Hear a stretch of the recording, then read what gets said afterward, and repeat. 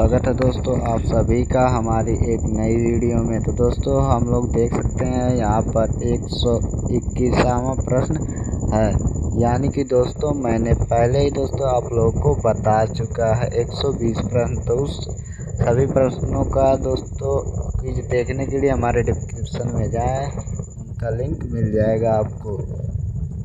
चलिए मैं प्रश्न को करता हूँ स्टार्ट। सबसे पहला जो हमारा प्रश्न है वह क्या कह रहा है, ध्वनि नहीं गुजर सकती है किससे। यहाँ पर दिए हुए ऑप्शन वायु से, निर्वात से, स्टील से या जल से।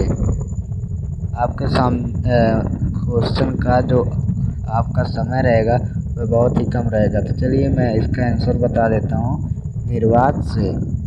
केवल आपको इतना ही समय दिया जाएगा। अगर आप अधिक समय लेना चाहते हो तो वीडियो को पॉज करके देख सकते हैं। और उसके बाद अगला प्रश्न दिया हुआ है, सबसे अधिक तीव्रता की ध्वनि उत्पन्न करता है बाघ, गोरिल्ला, बंदर या चिंपांजी। कौन सा है आंसर हमारा। तो दोस्तों मैं बताना चाहूँ आप लोगों को, जो तीव्र यानी कि अधिक ध्वनि उत्पन्न करता है वह है बाघ। उसके बाद अगला प्रश्न है, ध्वनि का वेग अधिकतम होता है लोहे में, वायु में, जल में या पारा में। तो दोस्तों जो ध्वनि का वेग है वह अधिकतम होता है आप लोगों का लोहे में। और अगला प्रश्न हमारा क्या कह रहा है, जब ध्वनि तरंग चलती है तो वे अपने साथ क्या ले जाती हैं, द्रव्यमान, ध्वनि, ऊर्जा या इनमें से कोई नहीं। तो दोस्तों इसका जो आंसर होगा वह होगा ऊर्जा। उसके बाद अगला प्रश्न दिया हुआ है, जब प्रकाश के लाल, हरा व नीला रंगों को समान अनुपात में मिलाया जाता है तो परिणामी रंग होता है काला, श्याम या सफ़ेद या मैजेंटा। हरा व नीला रंगों के समान अनुपातों को मिलाया जाता है तो कौन सा रंग बनता है, वह होगा दोस्तों सफ़ेद। बढ़ते हैं अगले प्रश्नों की ओर। अगला प्रश्न दोस्तों, कैमरे में किस प्रकार का लेंस उपयोग में लाया जाता है, उत्तल, वर्तुलाकार या समान मोटाई का या अवतल। तो कौन सा होगा आंसर हम बता देते हैं दोस्तों, इसका होगा दोस्तों उत्तल लेंस। उसके बाद अगला प्रश्न है, क्या कह रहा है, नेत्रदान में दाता की आँख के किस हिस्से को प्रतिरोपित किया जाता है। यानी कि दोस्तों जैसे कि कोई अगर नेत्रदान कर रहा है तो उसके आँख के किस भाग को लिया जाता है, लेंस या कॉर्निया या पूरी आँख या रेटिना, किसको ले लिया जाता है। तो दोस्तों वह सिर्फ कॉर्निया को ही लेते हैं। उसके बाद अगला प्रश्न है, मनुष्य के आँख में प्रकाश तरंगे किस स्थान पर स्नायु उद्देश्यों में परिवर्तित होती हैं, नेत्र तारा में, रेटिना से या लेंस से या कॉर्निया से। यहाँ पहले में लिखा गया, यहाँ से रहेगा। तो चलिए इसका जो आंसर होगा दोस्तों वह होगा रेटिना से। उसके बाद अगला जो हमारा प्रश्न है वह हमें क्या कह रहा है, मायोपिया से क्या तात्पर्य है, निकट दृष्टि दोष, वर्णांधता या दूर दृष्टि दोष या इनमें से कोई नहीं। कौन होगा। तो दोस्तों जो इसका आंसर होगा वह हमारा है निकट दृष्टि दोष। उसके बाद अगला प्रश्न है, दूरबीन का आविष्कार किया था, किसने किया था दोस्तों, एडिसन, गुटेनबर्ग या गैलीलियो या इनमें से कोई नहीं। तो दोस्तों जो इसका आंसर होगा वह होगा गुटेनबर्ग। उसके बाद अगला प्रश्न की ओर हम बढ़ते हैं। तो दोस्तों हमारा अगला जो प्रश्न है वह हमसे कह रहा है, पानी से भरे तालाब की गहराई किस कारण कम दिखाई देती है? अपवर्तन, परावर्तन या विवर्तन या इनमें से कोई नहीं। तो दोस्तों इसका जो हमारा आंसर है वह होगा अपवर्तन। उसके बाद अगला जो हमारा प्रश्न है, साबुन के बुलबुले के चमकीले रंग निम्नलिखित में से किसके कारण होते हैं? प्रकीर्णन, विक्षेपण, विवर्तन, इनमें से कोई नहीं। तो दोस्तों जो इसका आंसर होगा वह आप लोग को मैं बता देता हूँ, तो आप लोग इनमें से एक एक चूज जल्दी जल्दी कीजिए। तो दोस्तों इसका होगा प्रकीर्णन। उसके बाद अगला जो हमारा प्रश्न है वह हमसे कह रहा है, निम्नलिखित में से किसमें उच्चतम ऊर्जा होती है? नीला प्रकाश, लाल प्रकाश, पीला प्रकाश या हरा प्रकाश, किसमें होगा? चलिए दोस्तों इसका मैं बता देता हूँ। तो दोस्तों इसका होगा हमारा नीला प्रकाश।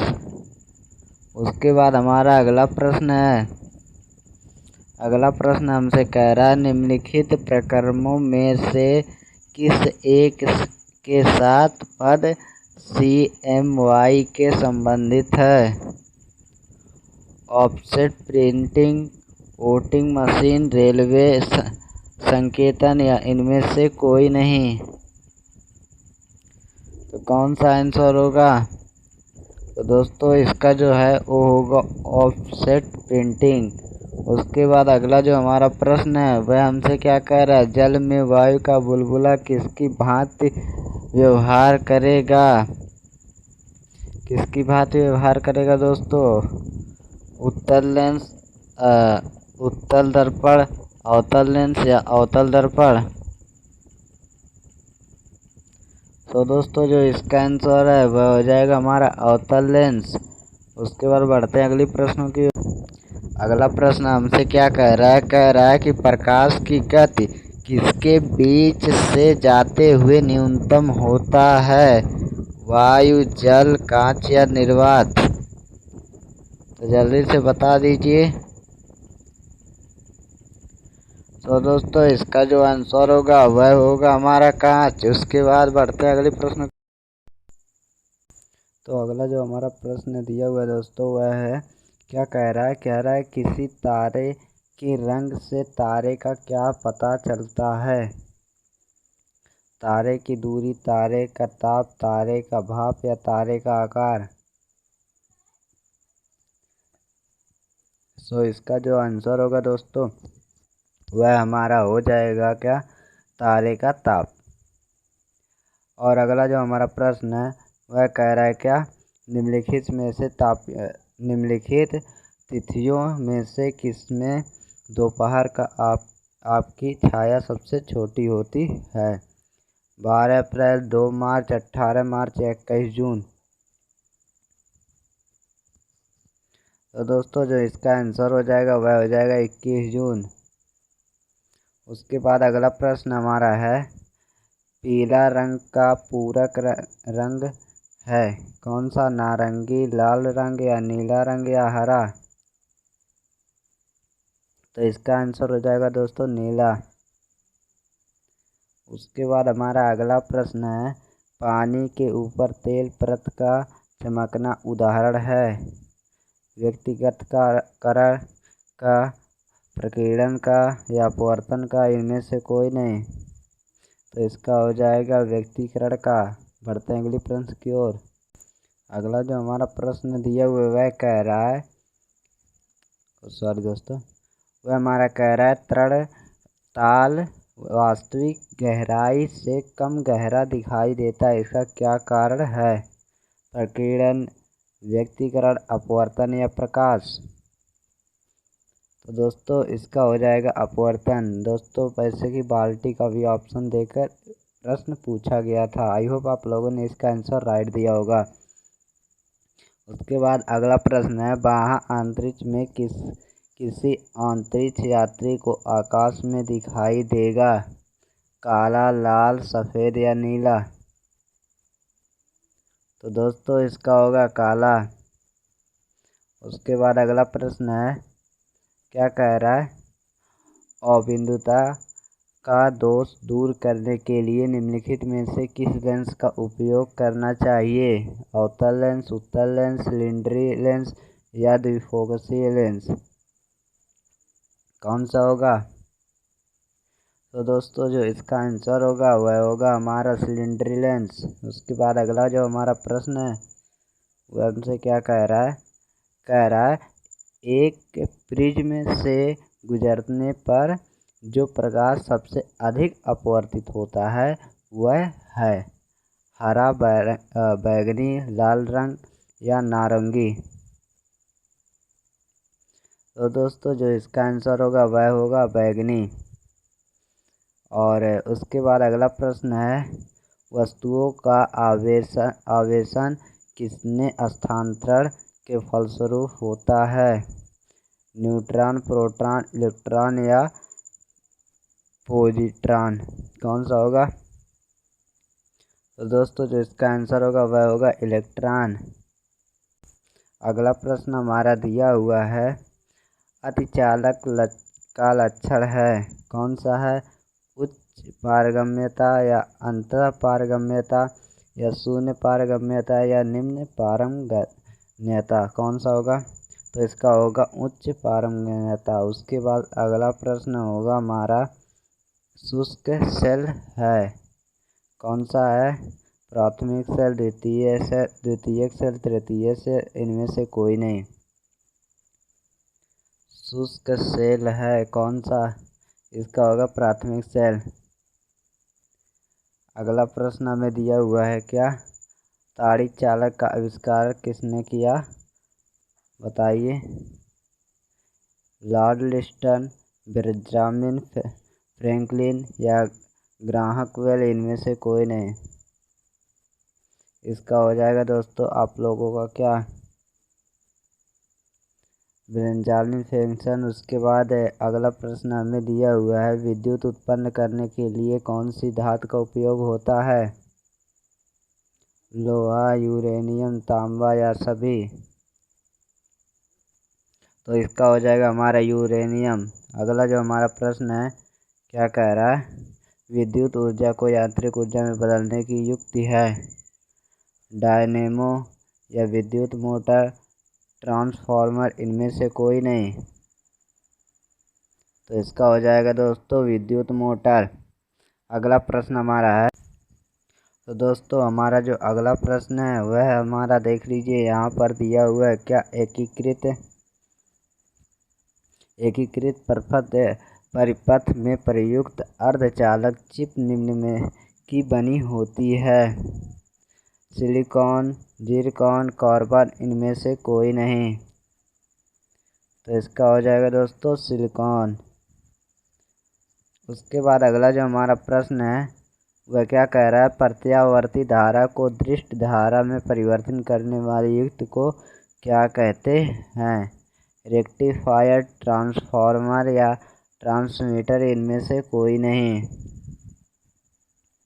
तो इसका हो जाएगा दोस्तों रेक्टिफायर। उसके बाद अगला जो प्रश्न है, स्थायी चुंबक बनाए जाते हैं तांबे के, इस्पात के, नर्म लोहे के, ये सभी? तो इसका दोस्तों हो जाएगा इस्पात के। अगला प्रश्न हमारा दिया हुआ है, चुंबकीय क्षेत्र का मात्रक होता है वेबर या डोमेन, गॉस, हेनरी? तो इसका हो जाएगा गॉस। उसके बाद अगला प्रश्न हमें दिया हुआ है, शुष्क सेल में जो ऊर्जा संग्रहित रहती है वह है ऊष्मीय ऊर्जा, रासायनिक ऊर्जा, विद्युत ऊर्जा? इनमें से कोई नहीं। तो दोस्तों इसका आंसर हो जाएगा रासायनिक ऊर्जा। बढ़ते हैं अगले प्रश्न की ओर। अगला प्रश्न हमसे कह रहा है दोस्तों कि जो ये बिजली के पंखे की गति बदलने के लिए प्रयुक्त साधन है, स्विच, रेक्टिफायर, रेगुलेटर या अन्य। तो दोस्तों इसका जो हमारा आंसर हो जाएगा वह हो जाएगा रेगुलेटर। अगला प्रश्न है, फैराडे का नियम किस प्रक्रिया से संबंधित है? गैसों का दाब, गैसों की अभिक्रिया, तापमान एवं दाब, इलेक्ट्रोलिसिस। तो इसका आंसर हो जाएगा इलेक्ट्रोलिसिस। प्रश्न नंबर 158, निम्नलिखित में कौन विद्युत अचुंबकीय है? कोबाल्ट, क्रोमियम, तांबा, निकेल। इसका आंसर आप लोग का हो जाएगा दोस्तों तांबा।